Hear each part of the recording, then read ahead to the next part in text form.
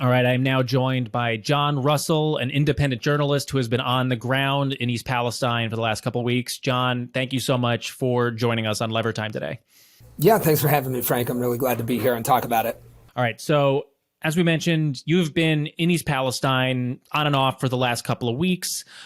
You were there only a few days after the train derailment actually happened and the ensuing chemical fire. So just for the audience, for our listeners, can you give me a little bit of the lay of the land? Like, what does it look like on the ground? What does the government response look like? What does the media response look like? And most importantly, what has been happening with the residents?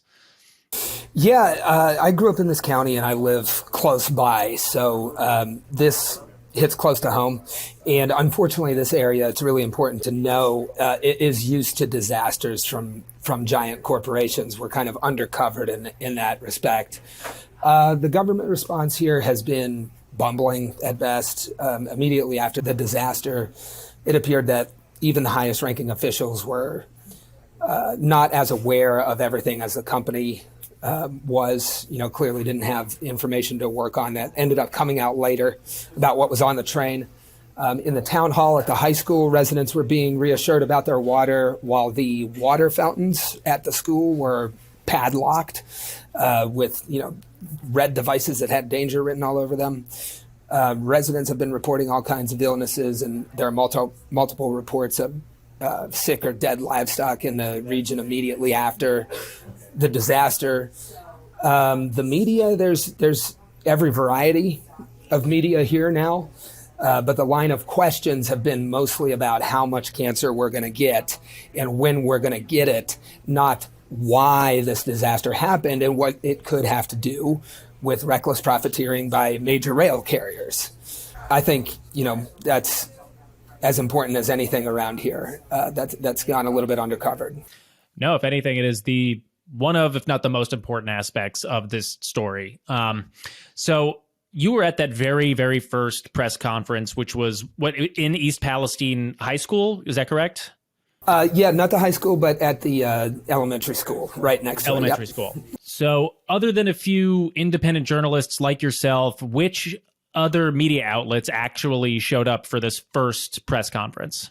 Yeah, you know what? I think this is a reflection of, the media today, and that's especially been affected by consolidation. The notable thing at that first press conference that I went to was 10 days ago, was that the first outlets that showed up to cover this, most of them, and it's not all of them, but most of them were owned by really large conglomerates like Sinclair or like Nexstar.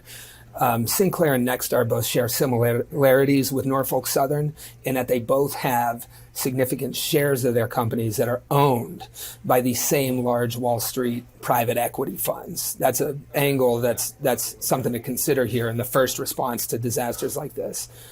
And, unsurprisingly, I think that probably has to do a lot with the line of questioning focusing on how much cancer we're going to get and when. That definitely needs to be covered, but not at the expense of corporate accountability, which I've seen less of. This sometimes falls into reporting as a freak accident, but a freak accident is being struck by lightning, which is different than dying in a fire because your landlord didn't maintain the smoke alarms. So you've been speaking with railroad workers, not only in the wake of this disaster, but you were also speaking with a lot of workers since the end of 2022, when the Biden administration and Congress forced a contract onto the railroad unions that they had not agreed to, which effectively broke a potential rail strike. Now you're here in East Palestine, you're speaking with rail union leaders after this derailment. So what have you been hearing? What is their take? What are the workers and the union leaders' take on how and why this disaster occurred?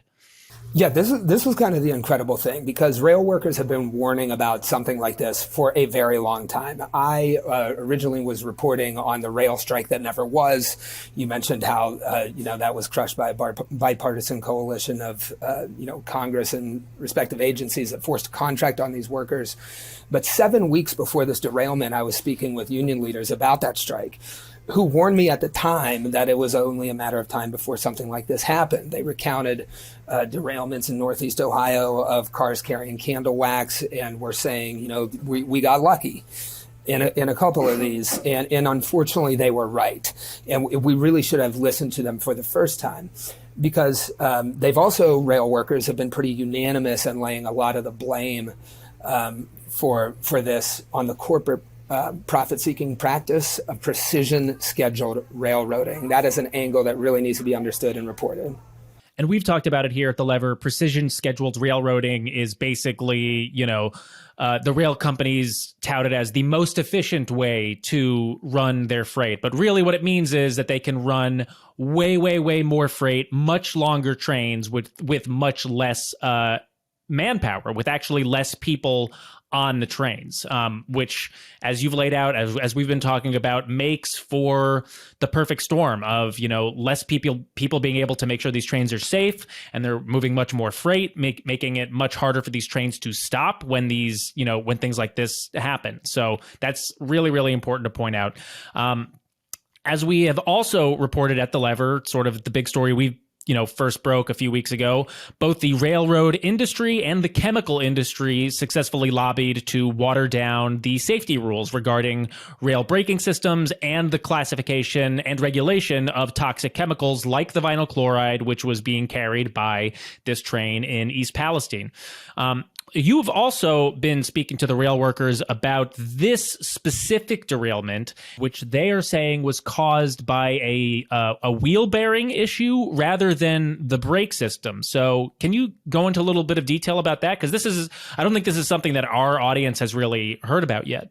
I can go into a lot of detail about that, and I'm very glad you asked that question. So yes, the NTSB suggested in their first update on Valentine's Day that a faulty wheel bearing that overheated catastrophically probably caused this East Palestine derailment.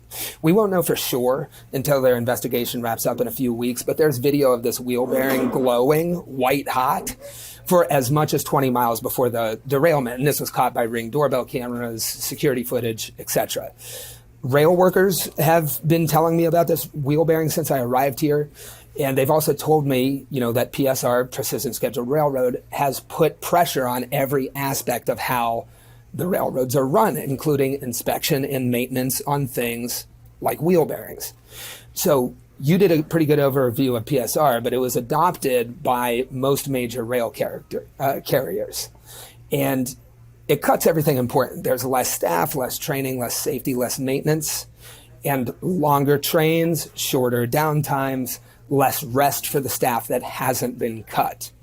So PSR reduced the time and the staff to inspect cars for safety. Inspection times were cut in half. The industry standard was usually 3 minutes per rail car, and PSR cut that down to 90 seconds per car with less staff to do it. Also, PSR has cut the staff that monitor problems on trains, and this is important too. There are things called trending defect detectors, and they work like checkpoints. So as the train passes, they pick up on problems and they tell a dispatch center as the problems get worse. And when it's bad enough, the dispatch center notifies the crew on the train. But PSR has cut the staff so that there are less people monitoring more trains across a larger territory. And when sometimes when the warning reaches a crew under these conditions, it is too late. So the NTSB report is going to provide answers on what caused this tragedy, but putting profits above all else appears to have created critical failures of maintenance and monitoring that may be more immediate factors in this disaster than braking systems or the hazardous materials designations. Although that was excellent reporting by The Lever on those regulations, that should be in effect right now, because had these braking systems been updated and the chemicals classified accurately, this disaster and the response likely would have been much less terrible. All right, now let's dig into that a little bit more, because as we've already mentioned, one of the main aspects of the story that cannot be stressed enough is the role played by Norfolk Southern, the rail company that was operating this train, as well as the Association of American Railroads, which is the rail industry's main lobbying arm. So I'm curious, John, what the residents in East Palestine think in terms of, I guess who they're blaming for all of this. What is their conception of how this disaster unfolded, and whose feet to lay the blame at? Yeah, I've talked to a lot of residents. I mean, I grew up here, and when I showed up to that town hall, I spent a lot of time as a kid running around this county, and at least 5 or 6 people I knew from high school pulled me out of line to do interviews. And what they told me, and by the way, these are people of all different voting behaviors, but I can tell you that there is a lot of rage at the fact that this $55 billion company detonated a toxic train in the middle of town and offered not one, but several insultingly low sums of money to make up for it. The first one was like $25,000. Just $25,000. Sorry, not sorry. Then it was $1,000 handouts to people in the blast zone.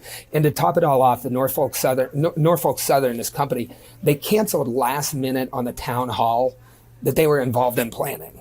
And residents, I can tell you, did not feel great about that. So to my knowledge, also, there was a pretty stunning lack of high-level executives here to be held accountable. They didn't show up, to my knowledge, in town for at least 2 weeks. And today is the first time that I've been aware of their CEO being here.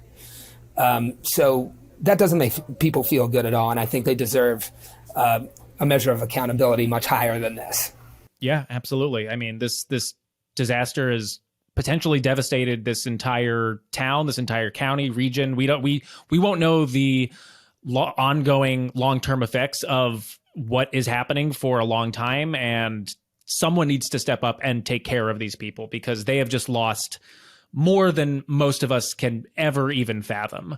Speaking of which, just earlier today, you met up with former Ohio State Senator Nina Turner to speak with East Palestine residents as they were entering a new health center. So well, tell me first a little bit about this health center, and then also what did you and Nina discuss, and how are residents doing now almost 3 weeks after this train has derailed? Well, everybody's doing the best they can to get by, which is what people have been up to in this valley for years and years. I mean, a thing that stands out to me when I was interviewing residents at the first center that was set up was a woman probably in her mid-50s who was telling me about how she was doing. She was making $13.50 an hour, living less than a half a mile away from this derailment, and raising grandkids, And you have to ask yourself what a disaster like this does to the wealth that person worked so hard to build in their home. Who's going to want to buy that home? Can they move out of there? Will they be compensated? These are still questions residents are scrambling to answer. And they're not only scrambling here, they're scrambling in the places that Nina Turner and I talked a lot about when she came to visit, because from Flint, Michigan, to the Mississippi Delta, to Cancer Alley, to East Palestine, Black, white, or brown working class communities are regularly sacrificed for the profit seeking of the highest order from the largest corporations that operate with impunity here. And class solidarity is the way to change all of that. We need to unite as communities that are subject to these companies and unite on class lines to exercise the power of strength. This, more than most national disasters like this, has really brought that into focus. John, I want to thank you so much for all of the work you have been doing, all of the on-the-ground reporting that you've been doing over the last couple of weeks, even before we knew that this story was going to become obviously it's an important story, rather I should say, until we knew that this story was going to get the coverage that it deserved. You have been on the ground doing this work. So thank you so much for all of your commitment to this community and to letting people know what has been happening. So where can our audience find you if they'd like to find more of you and your reporting? They can find me in my newsletter. I run a newsletter called The Holler, TheHoller.co, that talks about class politics for rednecks and hippies. It's free, no paywall. So go there, and then you can find social updates at Hey John Russell across all the social platforms. John, thank you so much for being here today. I really appreciate it. Thank you, Frank, and thanks to The Lever for the excellent reporting that you've done on it.